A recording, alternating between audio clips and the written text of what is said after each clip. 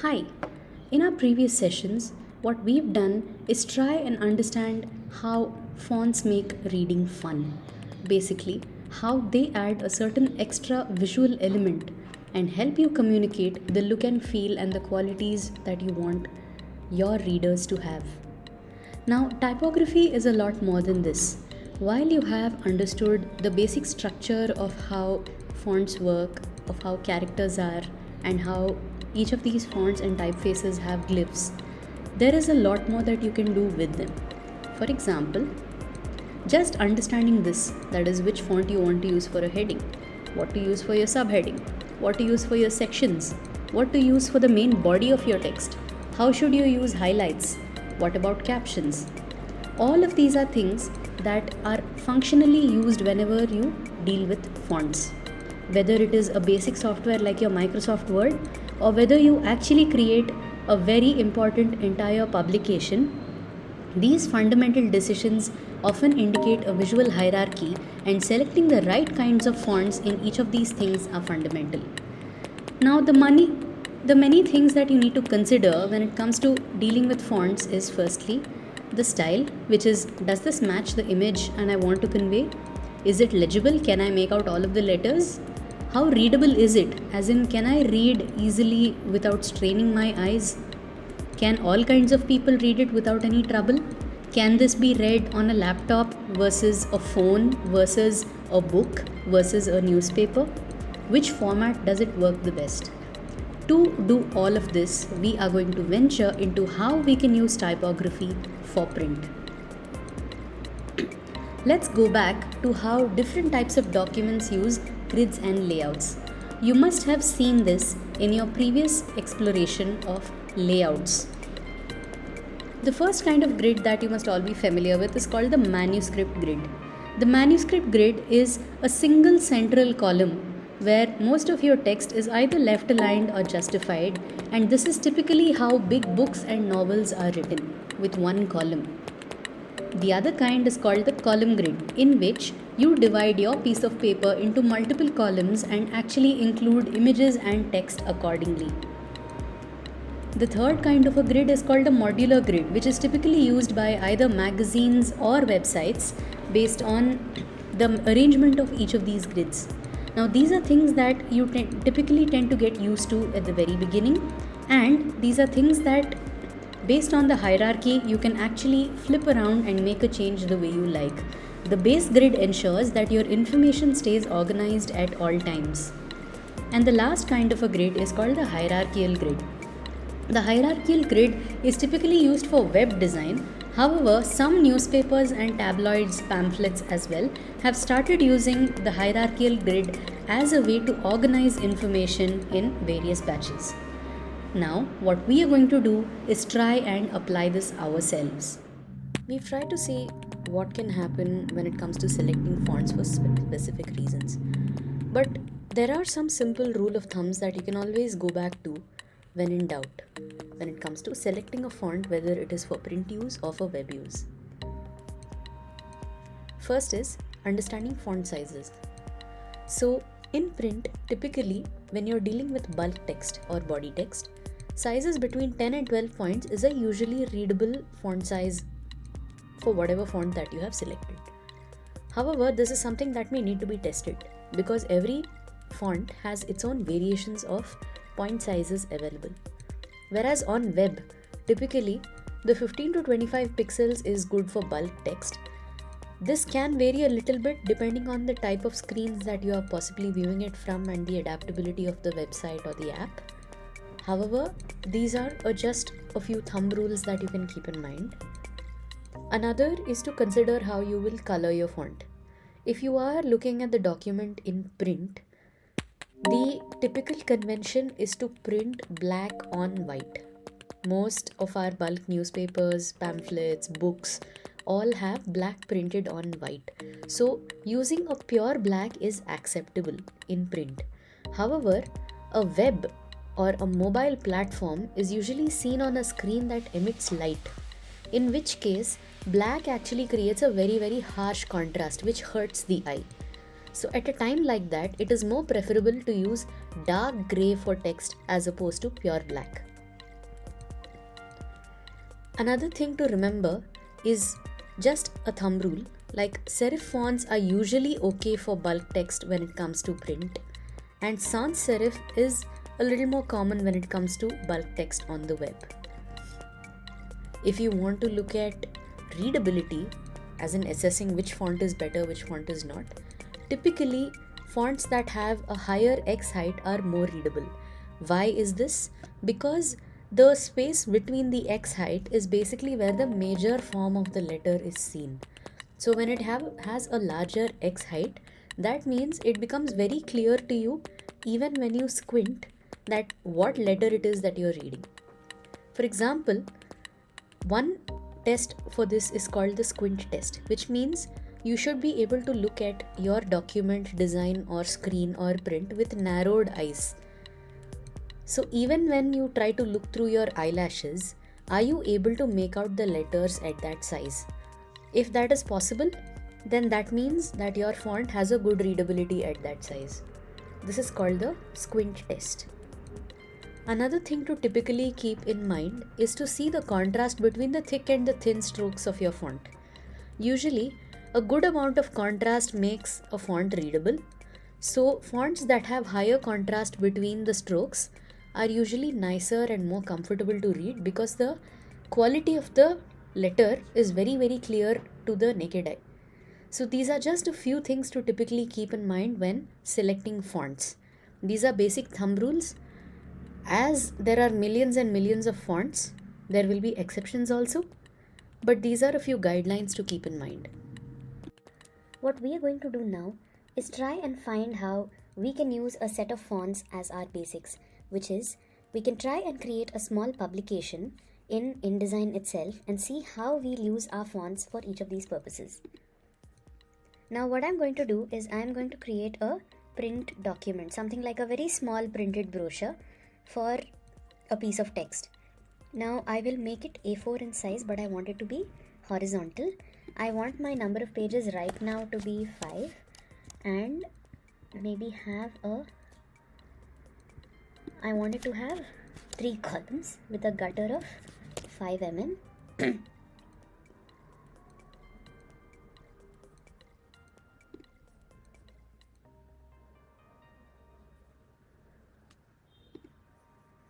Now these are my basic parameters. Can you see how the document has been created?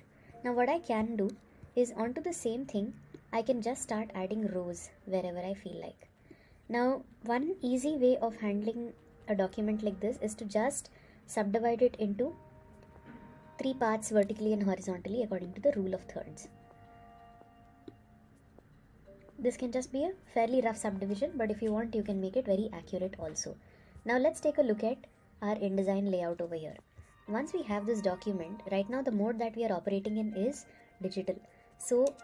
Essentials. We can either change it to typography when all of the characters that are available to us over here change, or we can also turn it into book, where there is a completely different set of layouts. Book is a little more advanced, but I suggest for the purposes of our work right now, we will move into typography. What you can see over here is pages, layers, swatches, which is for color, glyphs, text, and what we will be using the most, which is character styles, and paragraph styles. Now let us see how we can use these tools. First, I will set up my pages. If you notice, there is something called a master page over here. A master page is basically what acts as a template for your other pages, which means if I go to a master page and let us say I make this big rectangle, now all my pages will have this rectangle because that is the template that I have followed everywhere. So master is a template. Let's go back here and edit this master sheet. I will add rows to this now, since the preset did not give me the option of rows. Now since vertically the height of this paper is 210 mm, if I divide that into 3, that gives me 70 mm. So I'll make sure that my rows are at 70 mm and 140, multiples of 7 basically. Now I want a gutter of 5 mm because that's what we did for the columns also. So 70 means 75. Then the next gutter is here, which is 145. Okay, now my basic template is in place. If I want, I can actually create a new master sheet. I can call it a B master, I can change the orientation, I can change the number of pages. All of those are things I can decide. So this possibility is there. Now let's go back here. Now in this document, what will happen is I will make this my cover image and I will put my content on all of these four things. So first, let us try and find content that I'm going to put in my doc. This is not really a serious exercise, so for the sake of today's work, I will move into Wikipedia and I will try and pull out an article that I can replicate here. Let us say, for example, landscape photography. This gives me the possibility of showing nice big pictures, but at the same time, I have multiple pieces of content that I can use conveniently.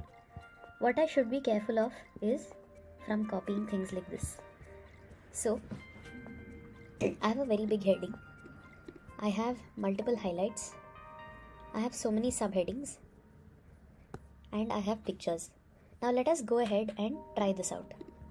First, before moving into actually creating anything, let us use our layers. Now my base layer is where I will put all of my experimentation.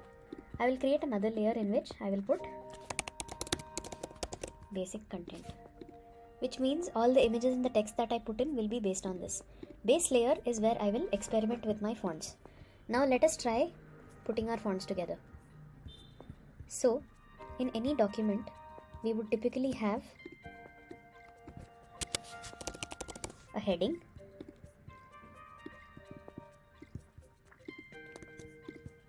I'm just going to copy paste this. We'll have a subheading,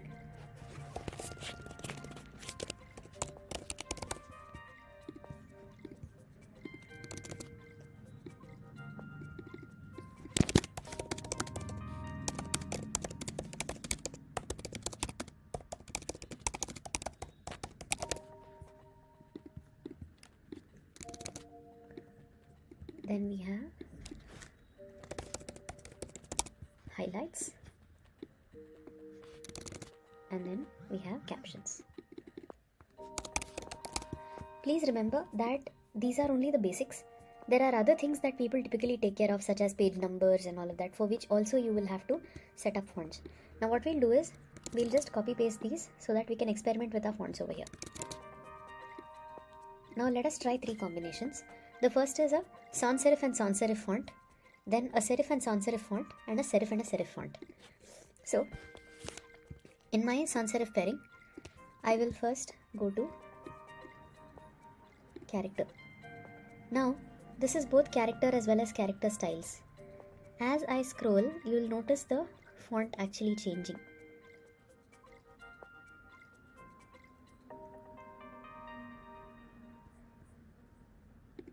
So we are here.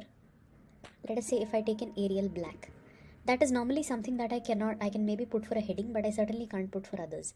But if I move further down, there are other nicer fonts available to me.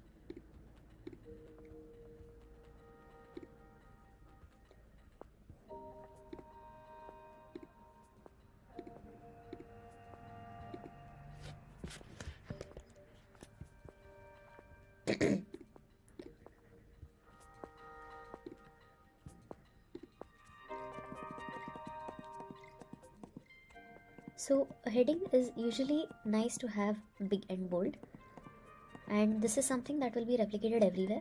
So since we are doing a sans serif and a sans serif pairing, I will look for a nice sans serif font. I can probably use Futura. Why Futura? Because it actually has multiple variations: bold, medium, condensed medium. All three of them have nice characteristics. I want to use the condensed medium version, and I want to increase the size of the heading to 24 or even 30. This is a good heading size. Now for subheading, what can I do? I can take this. So let us first fix the size of the subheading. It is a good practice to make sure that your subheading size is 1 or 2, either 50% or some 60% of the previous font size of your heading. So having that kind of a gap is usually a good idea. So now when I'm going to select a font, I will actually be able to see it in proportion to the other one. So when my heading is narrow, should my subheading also be narrow, or can it be regular? It certainly cannot be too wide, because if it is too wide, then it becomes difficult to read, or the contrast does not look pleasant.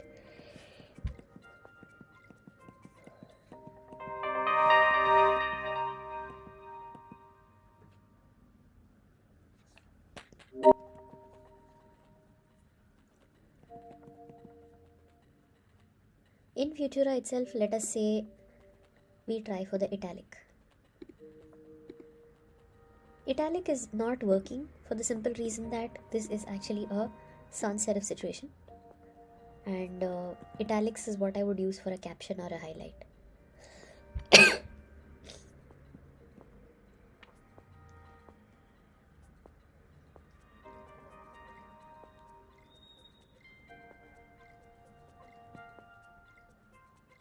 PT sans narrow looks promising to me, so we will go with PT sans narrow.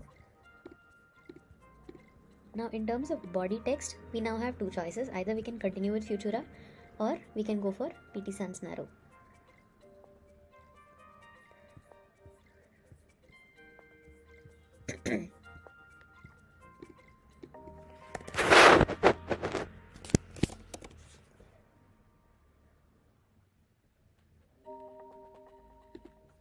Now, since the typical thumb rule for body text is to keep it at 12, but you can notice that there's not much contrast between the subheading and this. So maybe I will actually reduce the font size to 11. This is Futura again, this is PT. Then I can make my highlights also PT. PT sans narrow, and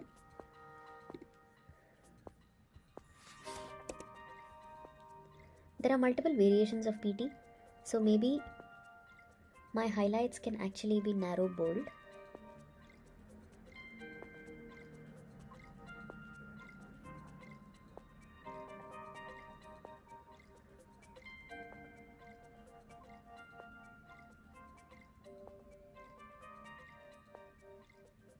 So I will use PT bold, and I will make sure that the font size is 12, which is one size larger. I can maybe make it 13, but right now that doesn't seem like a good idea. So Futura, PT, and again we have PT for captions. PT sans. So we can either make it bold italic or regular italic. Let us see. Now since caption text is going to go into a box, let us give that a shot. I will first draw a box here. Fill it with a color.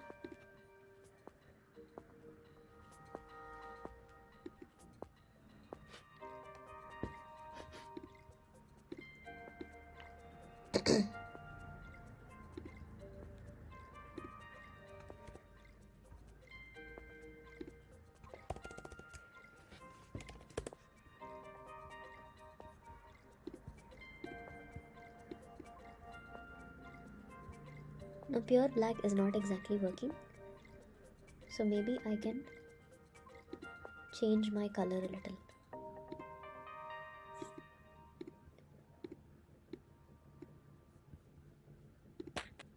Now on a light grey, if I place this italic text, is it readable? Yes, it is. So this is a good idea for my background text. Now, while I have these parameters set, I can actually start creating character styles out of this. So style group 1 is this. So in this style group, I will now create a style. So this is going to be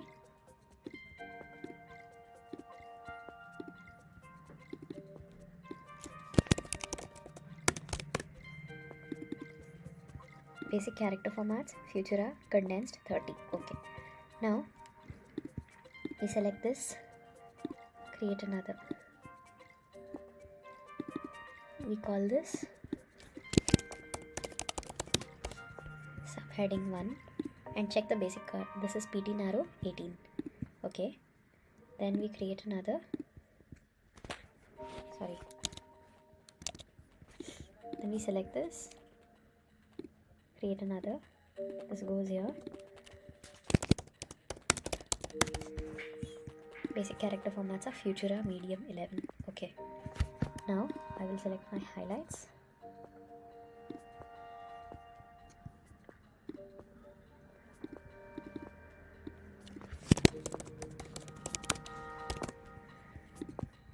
Let us check the highlights ka format.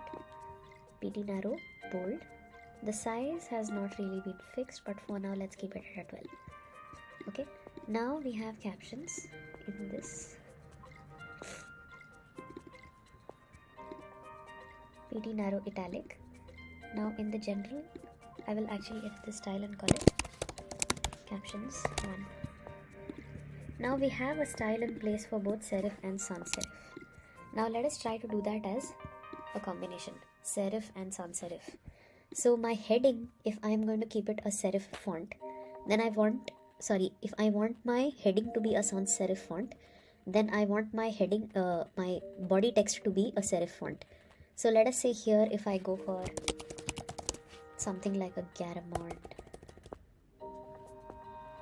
or a Georgia.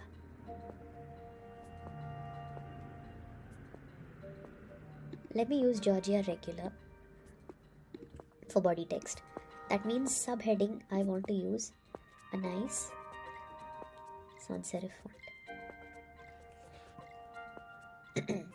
Helvetica new. I can change the style to bold. But if you notice, here the subheading is slightly wider than the font text. So if I select this and if I make it condensed bold, that is also not working. So Helvetica is not working right now.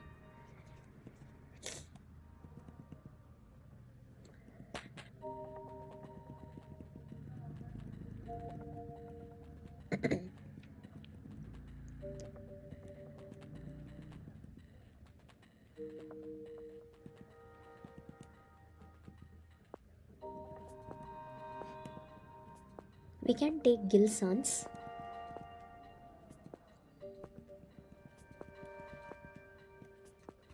We can try Gill Sans for this and make sure that the font we have selected is bold. So now we have, now in terms of heading, we need a solid version of Gill Sans itself.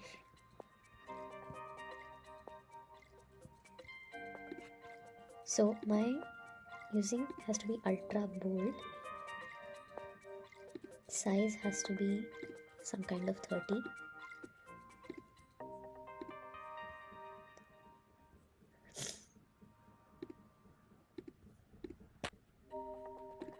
Here again, 12 size is becoming too big, so I'll make it 11. Now I want to manipulate a little bit of the width of the font. Maybe reduce the spacing a little bit. And in both of these, I don't want it to be 100%, maybe I will make it a 90%. Now both of them match a little better. So in terms of highlights, I want this again to be a version of Georgia itself, but make it bold. And captions can obviously be Georgia italic. I have two options. I can either make this Georgia italic or I can make this Gill Sans italic. Let us try Georgia italic. Now if I want to bring this here,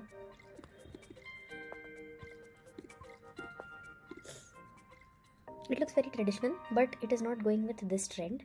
So I will try and use it with Gill Sans itself. Gill Sans italic is working, but I have to increase the size to maybe a 14. So now this is another pairing that we have already finished. Here we had Futura plus PT Sans.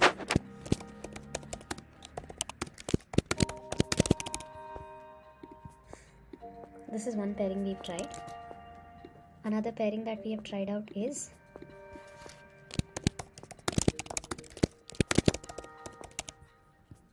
Gill Sans and Georgia. Now our third variation will be serif and serif. So we have yet to try it. But before we try that, let us quickly codify this as well as a character style. Now my next character style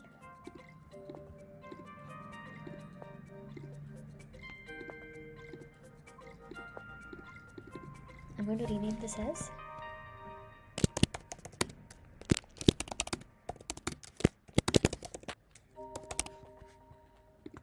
Bill's Hands in Georgia.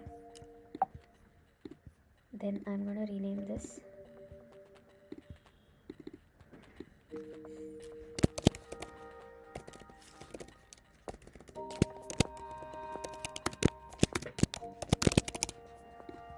Now my third style is something that I will create over here. Now in the Gill Sans plus Georgia,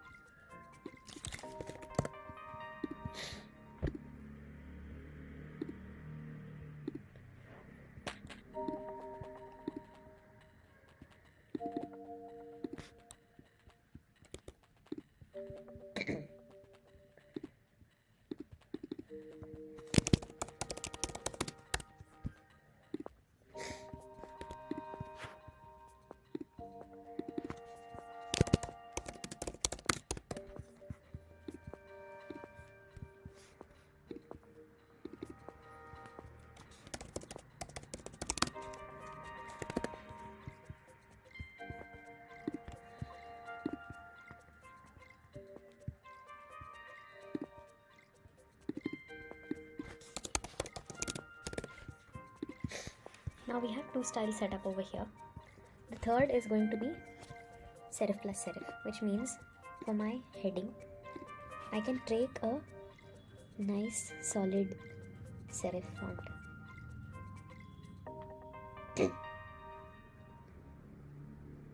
We can either try a Georgia. Let's make this big, 30 or 36. But Georgia is too thin for something like this.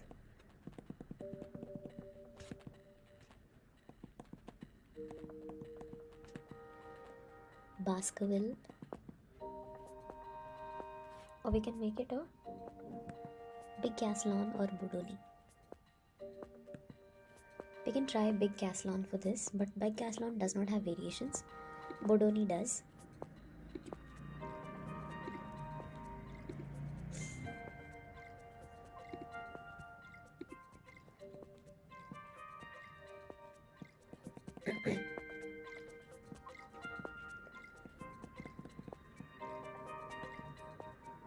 This is Canela.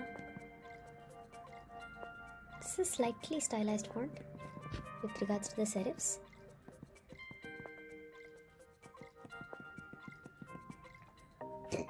Dido.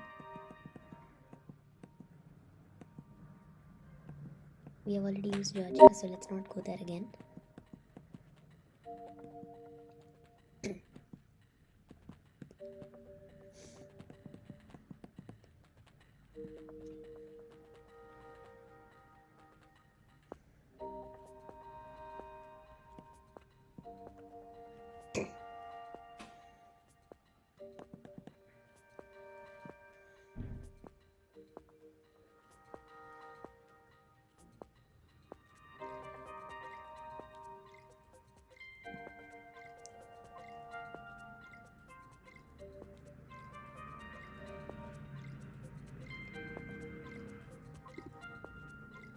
We can try using Optima or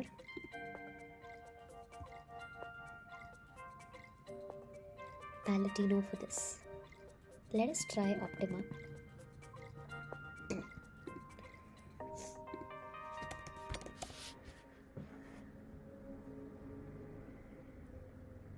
We can have an Optima bold or an Optima extra black. Now that we have this, our subheading obviously has to be Optima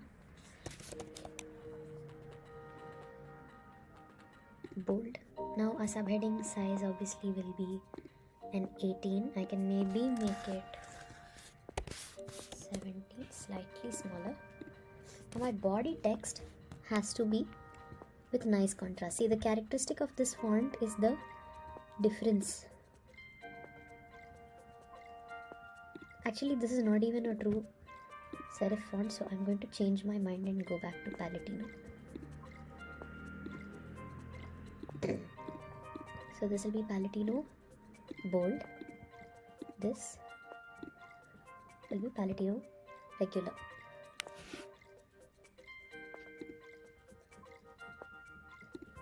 For now I want this to be maybe a size 10, because only then will I be able to get a good contrast. Right now let's keep this at bold itself and let my other font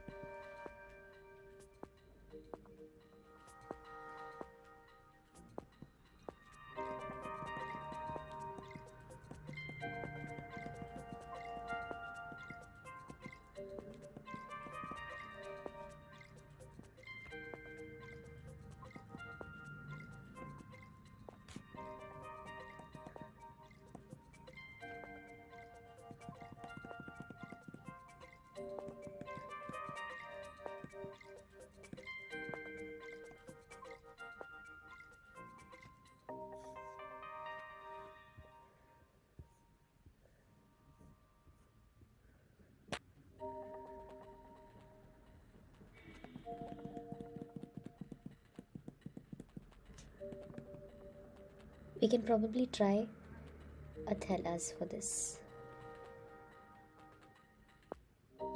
Athelas regular. Maybe I'll make this 10.5. Now my highlights obviously will be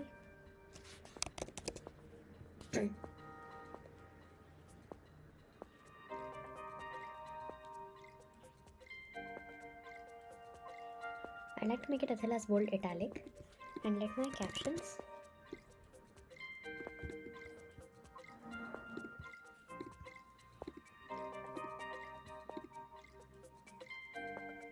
and let the captions be Palatino.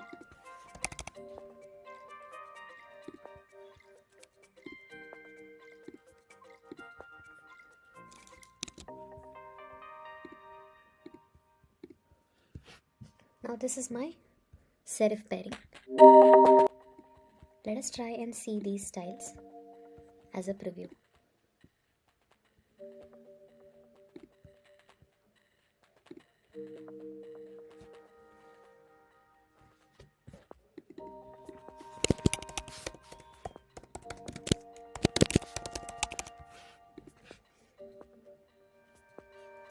Now that we have 3 styles, I will codify the third style as well.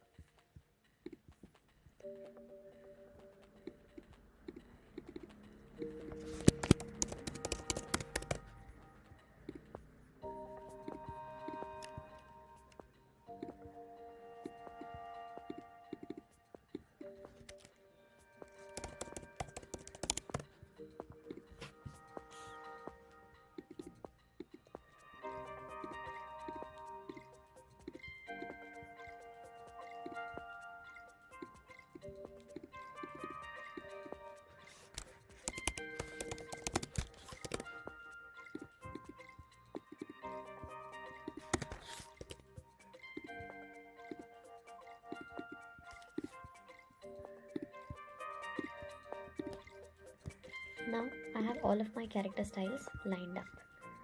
All of these are in the first layer. If I hide that, that layer will be hidden. For now, let's hide it and let's try and get some content over here. Let me go back to my Wikipedia article. Since it is about landscape photography, I'm going to try go to some free websites like Pexels or Unsplash and try to find some high-res.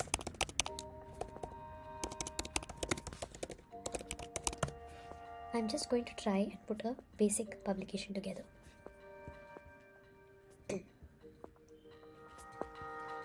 This has a nice graphic impact, but this is not free.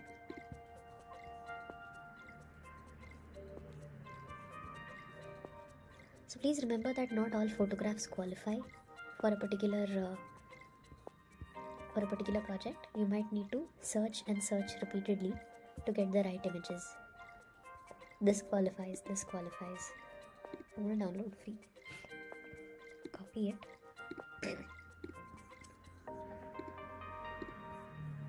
And here I'm going to just keep a track of all of the free images that I download.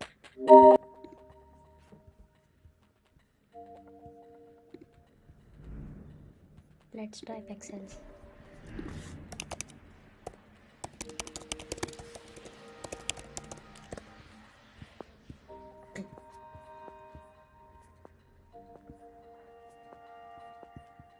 We can take both vertical format and horizontal format pictures for our own benefit, so that we have something to experiment with on the layout.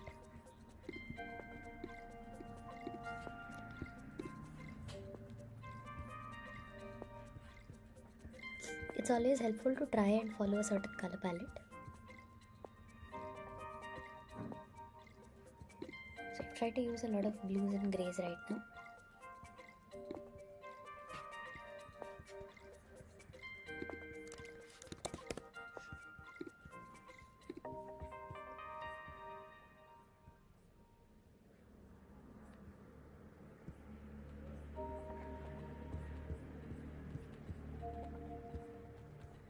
The good thing about something like landscape photography is there is endless options.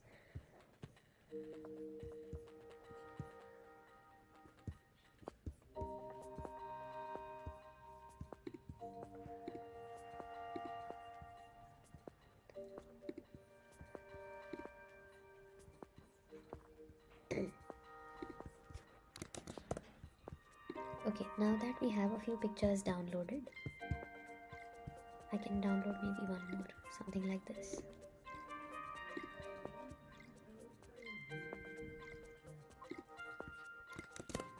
All of these pictures are now in my download folder. I am just going to move them to the desktop for easy access. Now what we're going to do is literally dump all of our content into our sheet.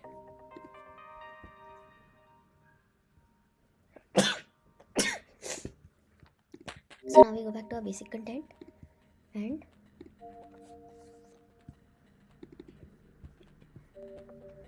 in terms of pages,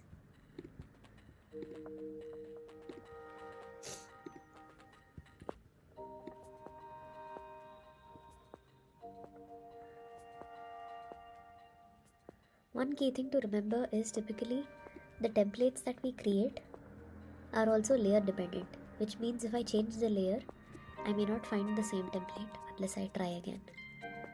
So I will quickly just put my rows down.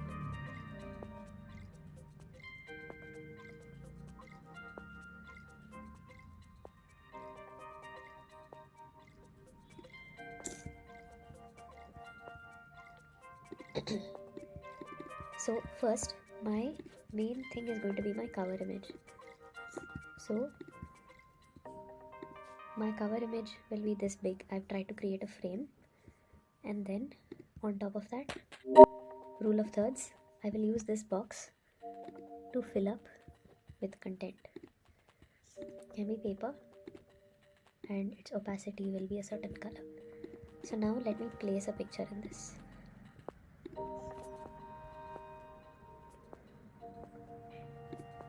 This has the most graphic quality. Now, since it is filling a frame, let me just quickly adjust it.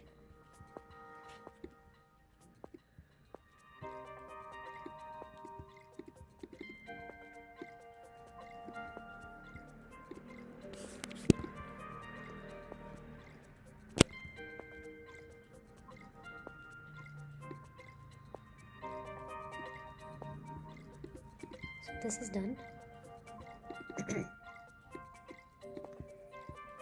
Now on this, I will put a layer of text.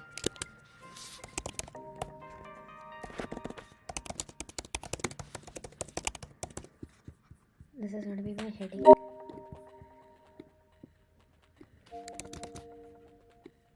And my subheading.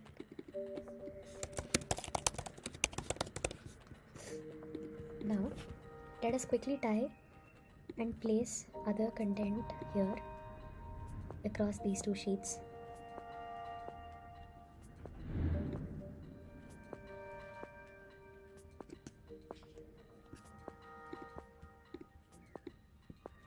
Now, in the rules of my document which I am creating right now, I want to take full spreads that go all the way into the margins. So, I will utilize as much as possible in that manner.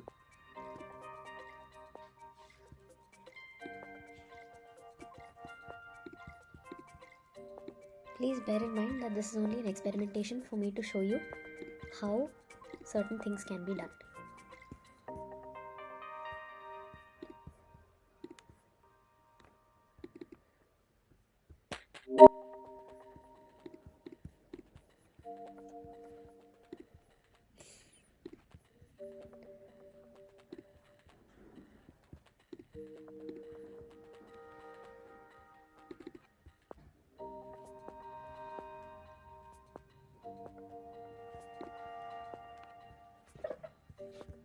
The end result would be something probably like a photo book.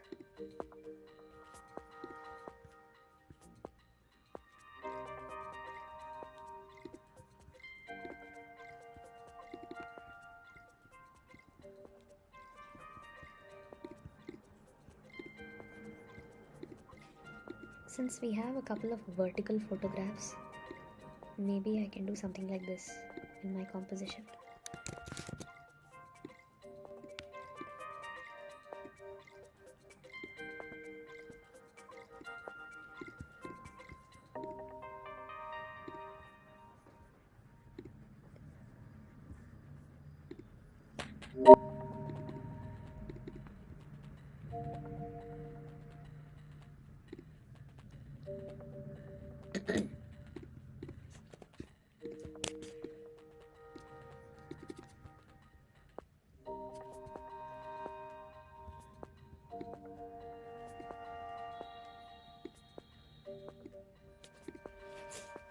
So now that my basic pictures are here, I'm going to start dumping in text. So let us say this is my text box. Let me go to my Wikipedia article and copy paste the content.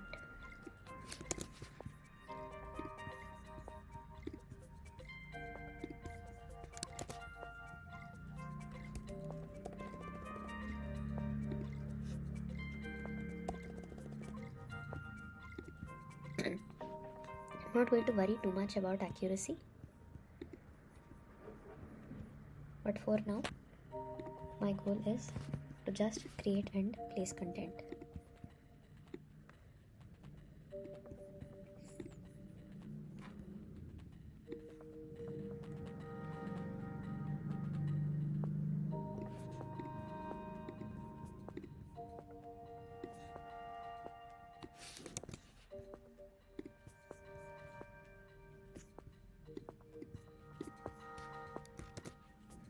Do you see the plus sign over here? If I click on that sign, that means this para can be expanded.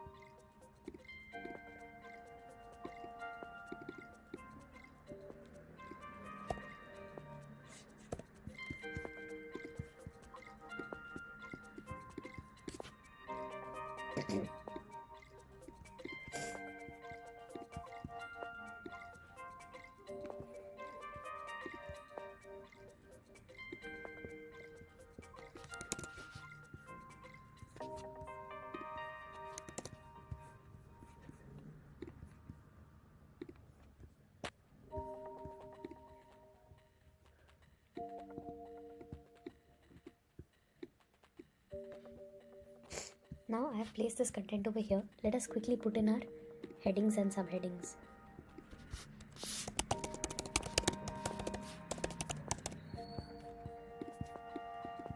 This is my heading. My first subheading will be introduction.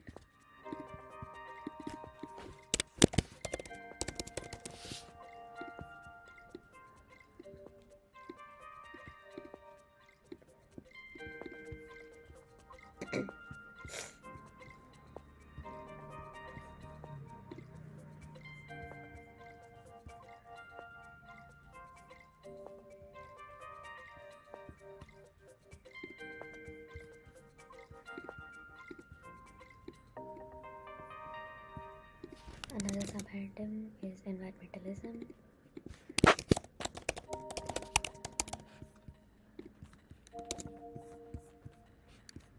Here another subhead is subjects.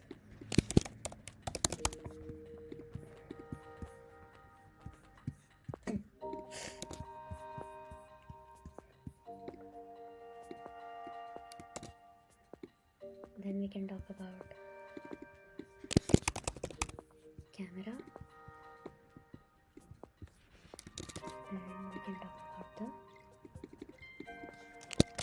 lens. Now let us pick out a few parts that we can use as captions.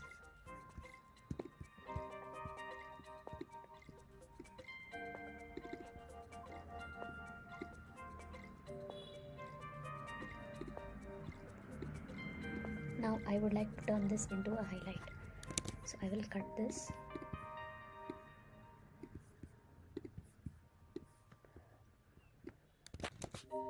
Make a separate text box out of it.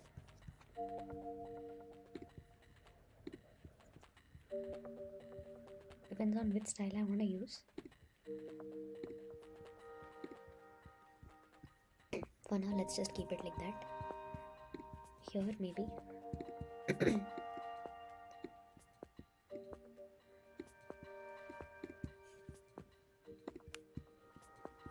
Here I can actually maybe put a box.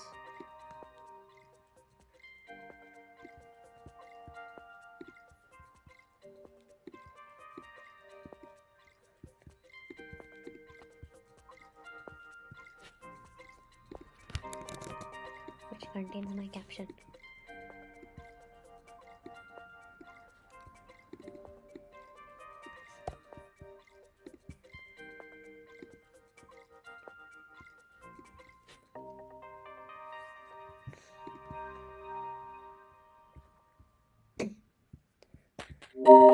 Maybe even here I can add a highlight.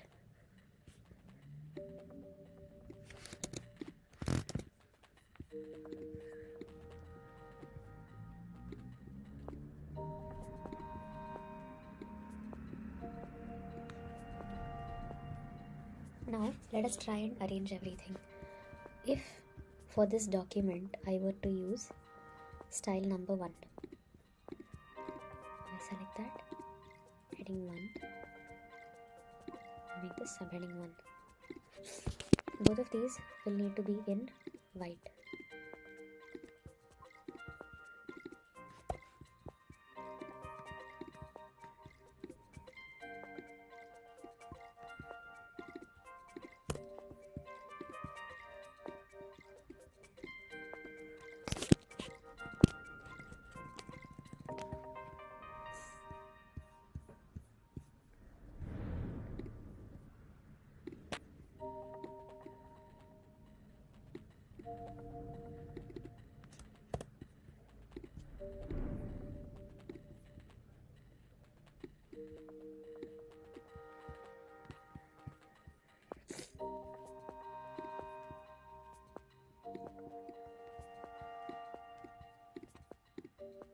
Now, one thing we need to pay attention to is the amount of space between.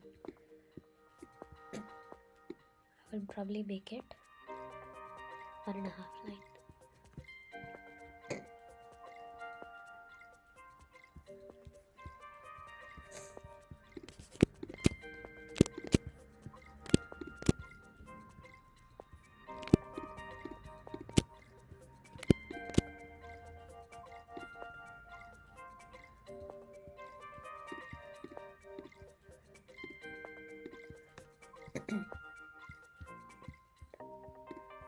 Let this be highlight number 1.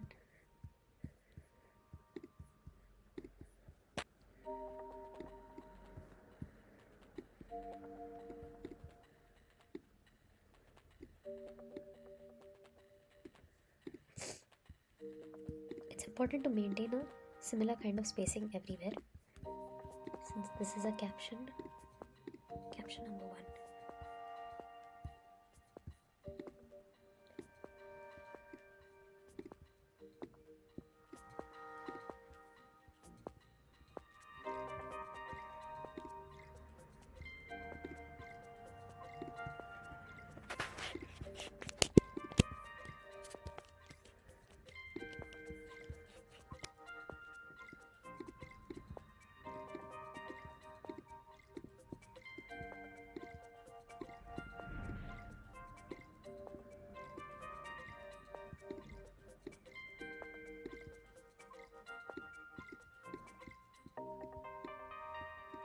Do keep an eye out for alignments wherever you go.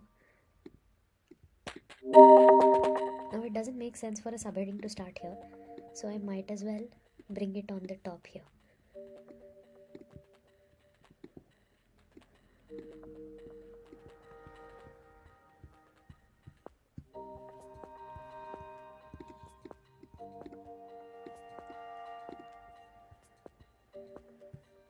Now, compositionally, I want to see if I can make this come over here instead,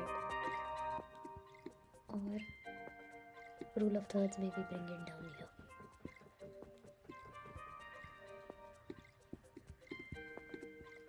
But it doesn't make sense per se, so I might as well leave it here because it's not that important. Now let us do a preview of this. This is all set up according to option number 1.